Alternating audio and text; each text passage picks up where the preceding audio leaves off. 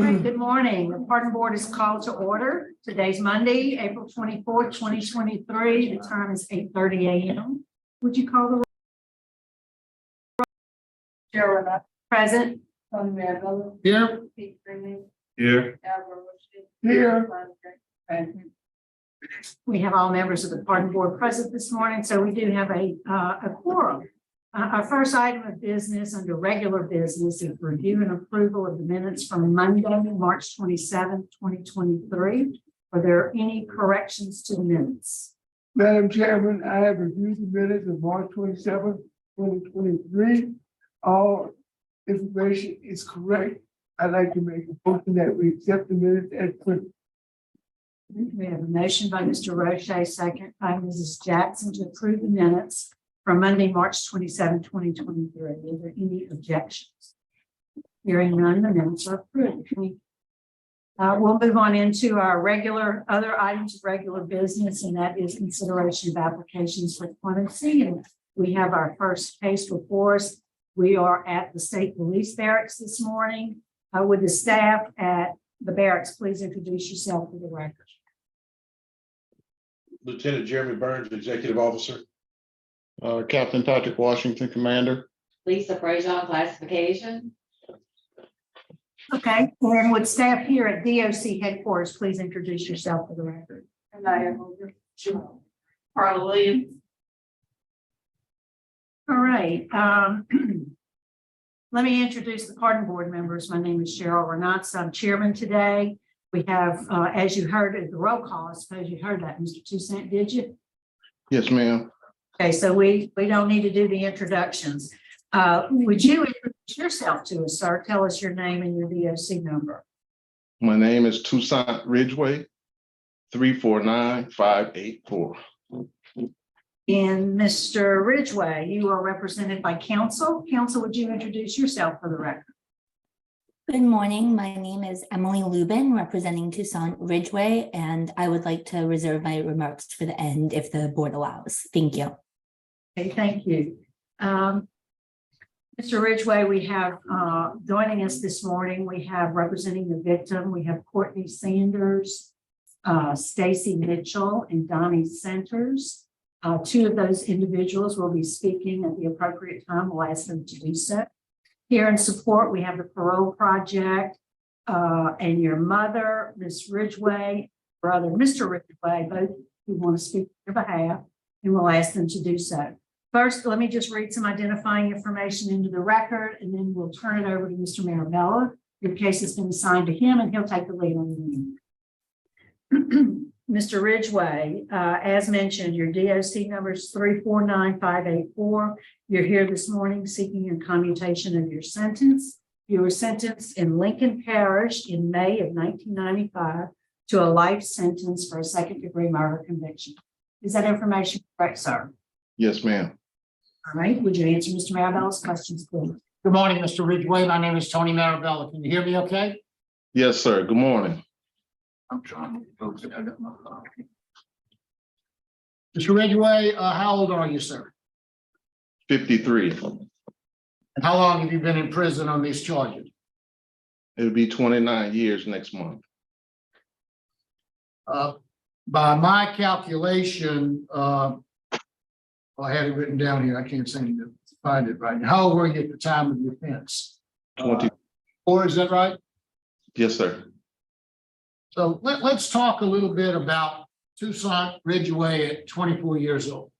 Tell me what was going on in your life at 24. I was an immature 24-year-old trying to go to college. I had a young daughter. I was trying to take care of her, and I was kind of all over the place. Back and forth between Louisiana and California, and just trying to hold everything together. You were in college at the time? Yes, sir. So you graduated high school? Yes, sir. And how much college did you have? 3 years. Drugs or alcohol involved at all for the 24-year-old Mr. Ridgeway? No, sir. So tell me what happened how did this come about that you guys decided to rob Roy Lee Whitfield? I was contacted by Roy Whitfield, the victim in my crime, who I knew from California. He wanted me to set up or obtain some drugs for him on his behalf. I never intended on obtaining any drugs for him, nor did I have any drugs. I just planned to take the money from him and leave him in limbo. Well, let me ask this. Why would Mr. Whitfield think you could get some drugs? I had done it for him prior in California.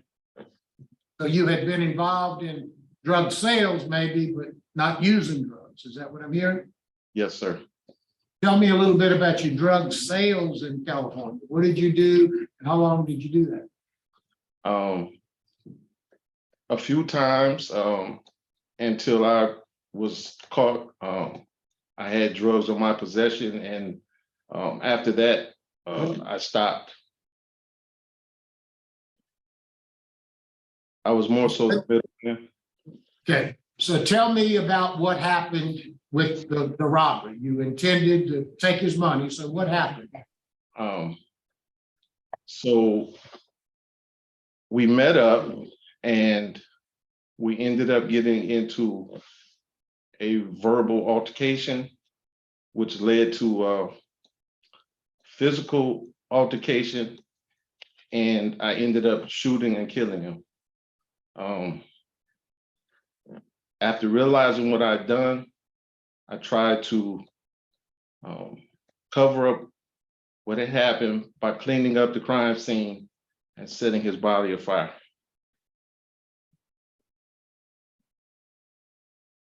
Did Mr. Young help you at all with that? Was he involved in that at all, Marcus Young? To some degree, sir, yes. But you're the one that actually did the killing. You're the one that actually burned the body.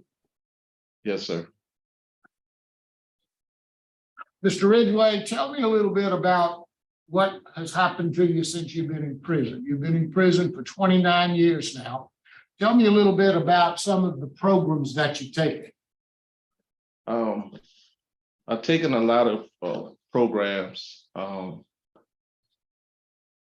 Initially, when I first came into prison, I started taking a lot of church courses and classes because I found some kind of comfort in going back to my roots. I was raised in the church, and so I felt the most comfort in attending those classes and trying to take an honest look at myself, take responsibility for what had taken place, and just trying to become a better person.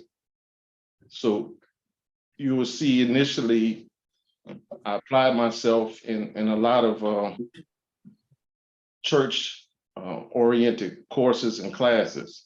I've seen all the certificates. You've got several pages of. So tell me how that has helped you. Tell me what you got out of those spiritual programs and how they helped you change if you've changed. It helped me to become a better man, a mature man. It enabled me to realize what I had done and take responsibility for it. I've just strived every day to be a better person. What are some of the other programs that you've taken? I see you've taken substance abuse, anger management. You were involved in Point Lookout, Toastmasters. What did you get out of those programs? I was able to, in Point Lookout, I was able to work with other individuals to make sure that the people who were in prison and died alone, that didn't have family members, that I was able to see that they had a proper burial. So I try to immerse myself into helping others and doing what I could do to see to it. I took victim awareness class where I was able to hear from a rape victim who shared her story of pain and anguish and the effects of the crime. And I was even later able to hear from her mother, who shared her experience from what she lived through in trying to help her daughter. And this really opened my mind and gave me a sense of what the Whitfield family was going through. So this really tremendously helped me. Talk about a little bit about where you are now. You're at the police barracks now. Yes, sir, where I've been for the last 15 years. So tell me a little bit about the jobs that you've had since you've been at the police barracks. When I came to the police barracks, I came to the governor's mansion as a tailor. I was able to work my way up as a tailor, where I saw to doing the clothing or furniture or whatever was needed. Later, I was moved to a chef position where I still maintain, where I cook for not only the first family, but I also cook for events and staff, etc. And you worked in the governor's mansion under Governor Jindal as well as Governor Edwards, is that right? Yes, sir. What would you like to say to the board today, how you've changed and why should we vote to grant you a commutation today? I would first like to thank the board for this opportunity to come before.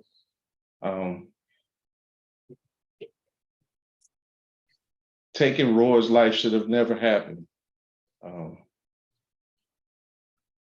I'm truly sorry for my actions that led to his life being lost. And every day I've lived with what I have done, and I tried to work towards becoming a better person. I'm not the same 24-year-old, that immature that I was back then, almost 3 decades ago. And so I've strived to become a better person and to do all the things that I could to be successful if ever I had the opportunity to return to society. So every day I have tried to do all that I can to just be a better person, a better man. And I'm not the same that I was almost 3 decades ago. Mr. Ridgeway, you've had 6 write-ups in 29 years. Your last write-up, I believe, was in 1998. Is that right? Yes, sir. You've got, I just want to state a couple of things for the record that there's nothing you can do about. There is opposition to your commutation. Law enforcement is opposed to your commutation. The victim's family is opposed to your commutation. You have many letters of support. You got support from prison staff, from the governor, from many people who've written letters on behalf, attesting to who you've become while you've been in prison. Tell me a little bit about your transition plan if you were granted a commutation and ultimately released. Where would you live? What would you do? Well, I've been accepted to go to the parole project where I plan to initially go.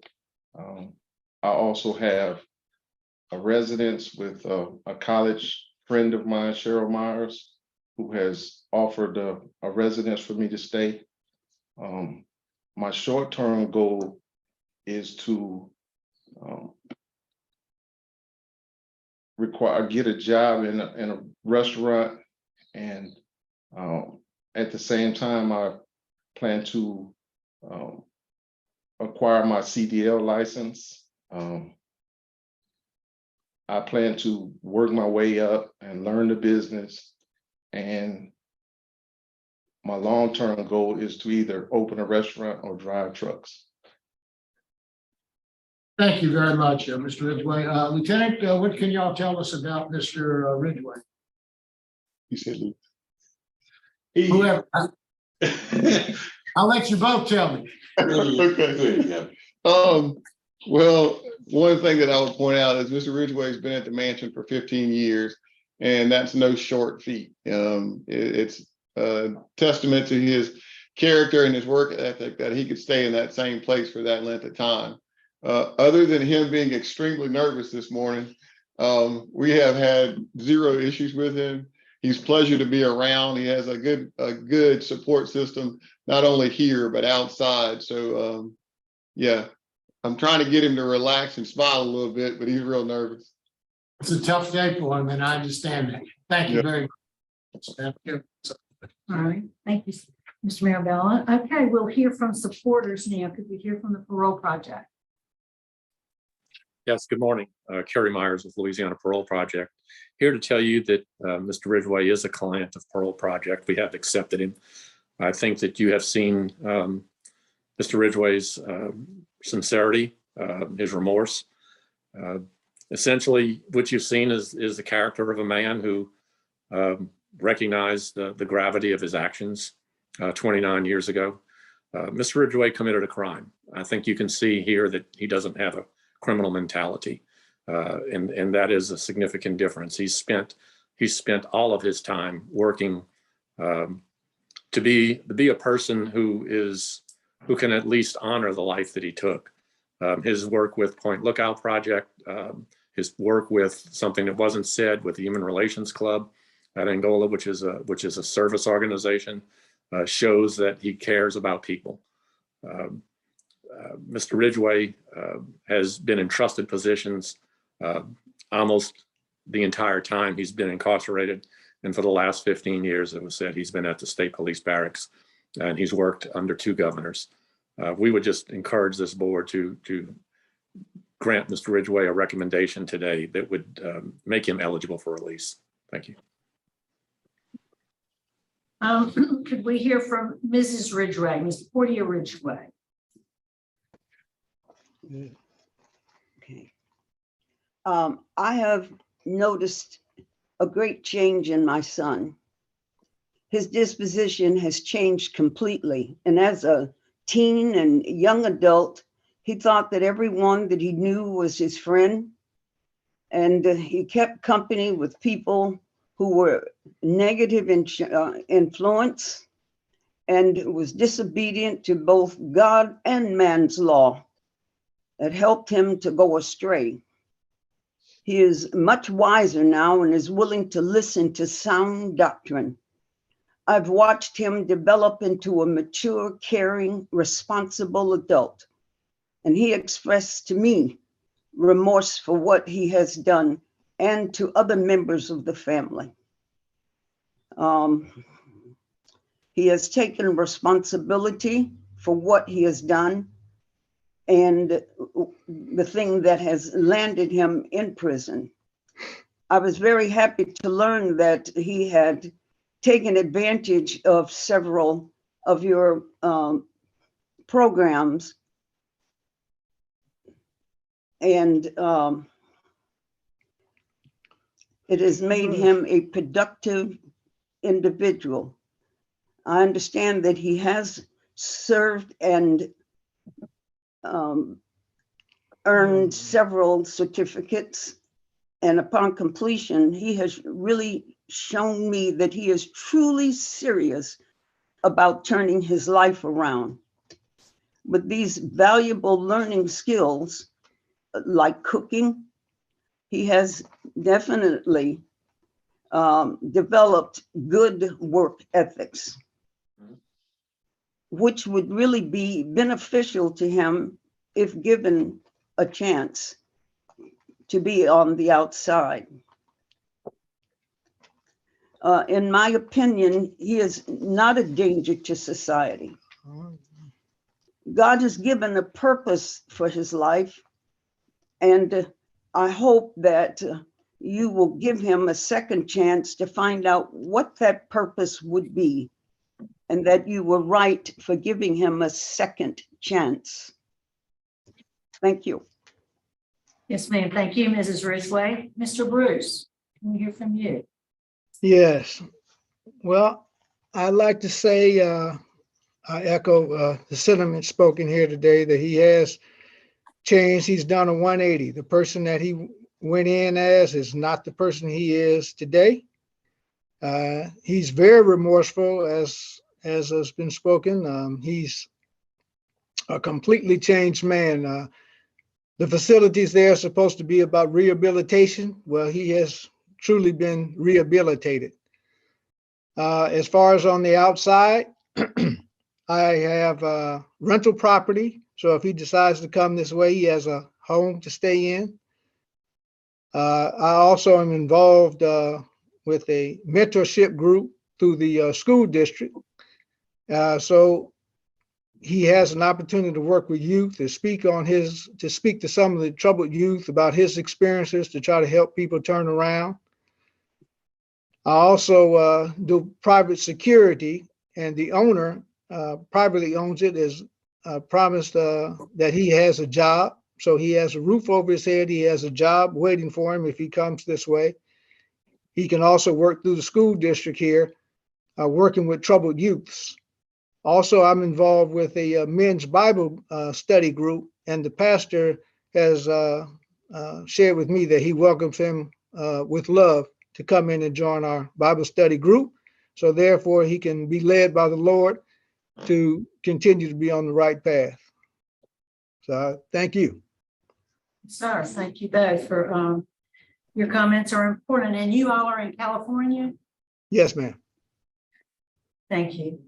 All right, now we'll hear from the opposition. Could we hear from Courtney Sanders?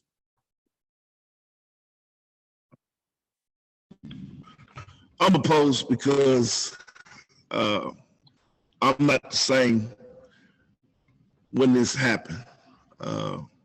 My family is not the same.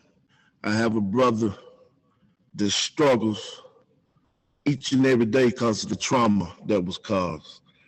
My kids will never be able to see my father. My kids will never be able to shake hands or give a hug with my father.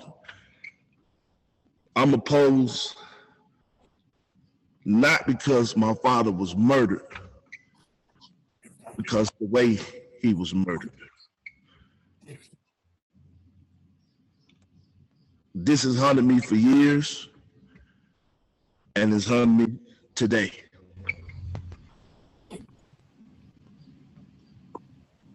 Yes, sir, Mr. Sanders. Thank you for your remarks. It's important the process. And here with us in Baton Rouge is Stacy. We hear from Stacy.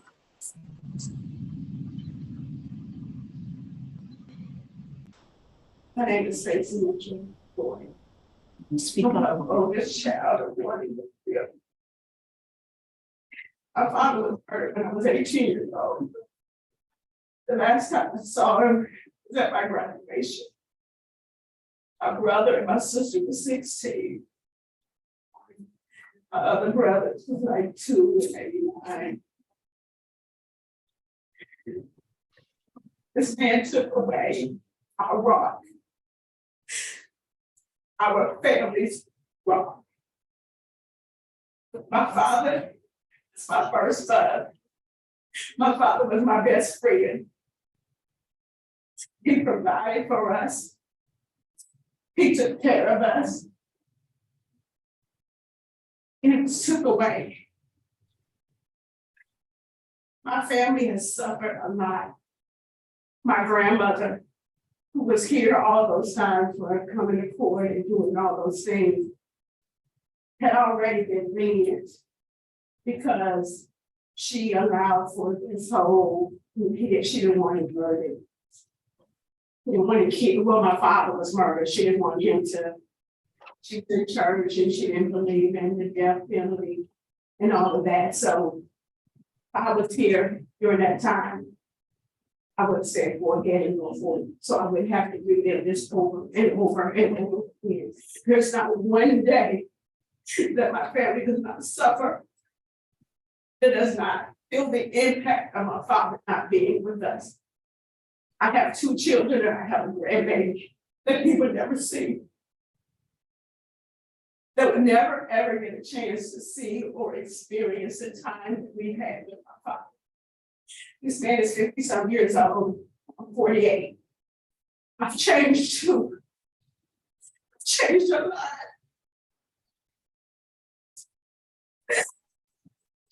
A lot. I can say at one time I had religion. I still love God. I questioned, how could this happen? This man called himself a friend of my father's. A friend. My father died at the hands of someone who called himself. Toussiant talks about how he's changed. My whole family has changed. My brother, one of my brothers diagnosed with bipolar. I truly believe it's because of the traumatic experience that he experienced at a young age. Each one of my family members, including myself, is still dealing with counseling and mental health issues, depression. So he said he's changed. I'm glad he found God. I work at a school, principal of a school. His services that he wants to offer, he can offer them with the new technology that we have. He can offer them through just like what we're doing through Zoom. If he's changed, let him continue to change there. Because the last time I was here was the first time in 20-something years that he ever admitted what he'd done. His mama didn't know. His brothers didn't know. Nobody knew that he murdered my father. This is the second time that he's actually said that in front of my presence and in front of everybody the last time he was here. So his healing process, his rehabilitation process just started less than 6 years ago. 29 years of my father being gone. I'm still healing. Yes, ma'am. Ms. Mitchell, could you wrap it up for us, please, ma'am? If it was up to me, it's up to my family. He would live there and he would die there. If he wants to change and he's still and he's real, it's easy to change behind closed doors. It's easy to change when you're not in society. It's easy to change when you're not dealing with real issues of life. Life has changed a lot in 29 years. He's not ready. Yes, ma'am. Thank you.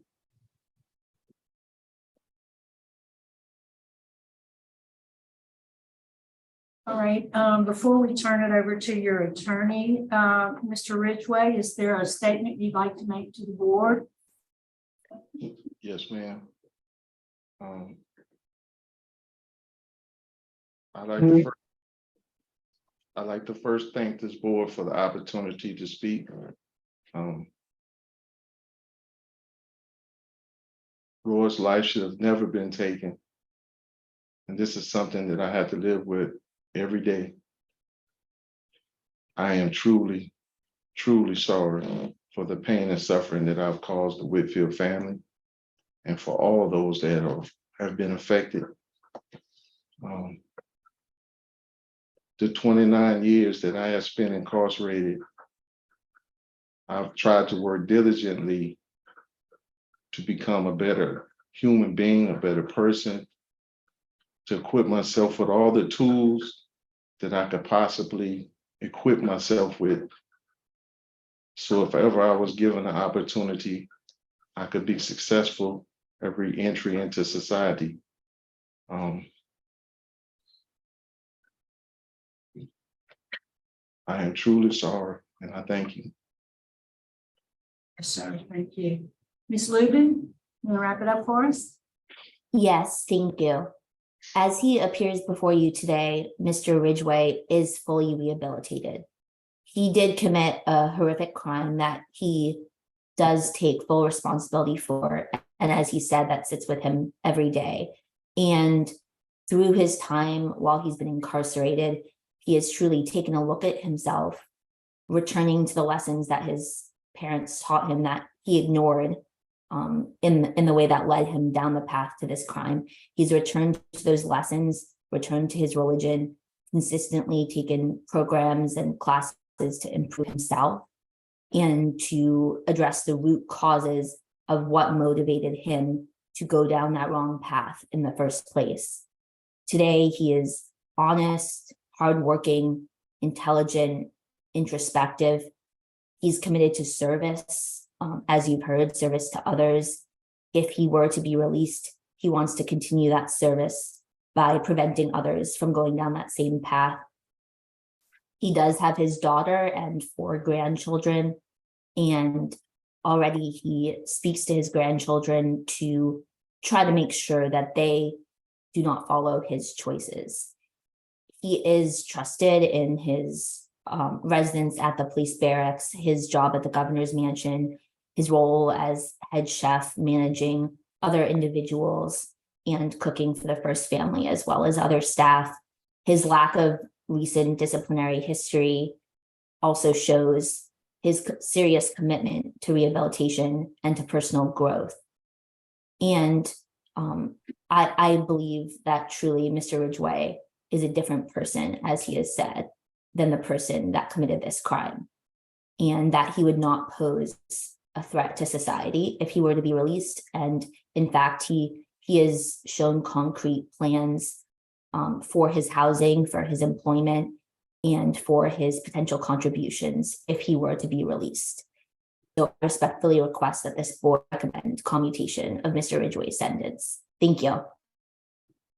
Thank you. All right, I believe we're prepared to vote. Mr. Mirabella will be voting first. Thank you, Madam Chairman. First off, I'd like to thank the family of the victim Whitfield here today. I'm pretty old guy. I've lost some loved past, but I've never lost a loved one to crime such as you've been the victim of. I can't imagine how painful that is. Very passionate in your description of what you've suffered all this time. So I really want to thank you for being here. It's a very important part of our process. Mr. Ridgeway, I've listened to you today. I think you've been very honest in your comments. You've got opposition. You've obviously heard that. You've got law enforcement opposition. You are a low risk. You have completed some excellent programs. Your disciplinary record is very good. You have excellent comments from the prison staff as well as all of the people that you've worked with. You're in a very trusted position, and you've been there for many years. You have accepted responsibility. You have a good transition plan. Based upon all of those things, taking all of those factors into account, I am convinced that you're not the same person that you were 24 years ago.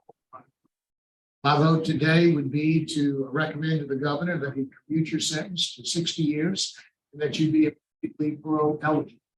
One of 5 votes. It's 1 vote. That's my vote. Good luck to you, sir. I concur with Mr. Mirabella with the same stipulation.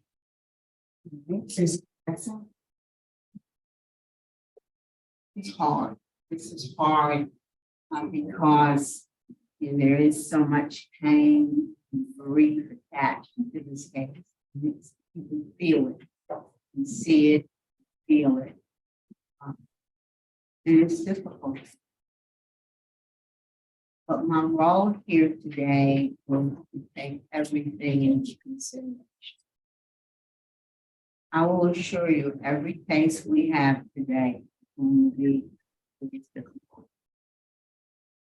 And so we have to look at the whole picture. We have to take into account the Whitfield family and what they've gone through. We also have to take into account Mr. Ridgeway and who he's become based on his 29 years of incarceration, his excellent disciplinary record, positive comments from everyone associated with him. Likewise, my vote would be to grant a recommendation for commutation to 6. Thank you. Mr. Rocha. Thank you, Madam Chair. Good morning, Mr. Ridgeway. Good morning, sir. The crime that you committed was a crime of greed. You were 23 years old, you had a daughter, you were finishing your 3rd year of college, and you thought you could make some easy.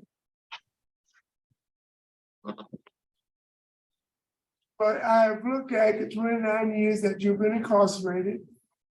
You've taken excellent programs. I've reviewed all your work evaluations for the last 10 or 15 years. Every one of those work evaluations were excellent. Excellent programs. Last time we had a write-up was 1998, 25 years ago. You have fulfilled your obligation. I think that you're rehabilitated and you can become a productive member of society. For those reasons, I'm going to agree with my colleagues and commute your sentence. All right, Mr. Ridgeway, you've got the vote. You've got 4 votes, so you know what's going to happen today. I will just say I do concur with my colleagues, and I wanted to mention in your application, you tell us that when you became incarcerated, you made a conscious decision to become a better human being. And so you worked real hard on yourself, and it's obvious. My vote today also is to make the recommendation that your sentence be commuted to 16 years. Good luck to you, sir. Thank you.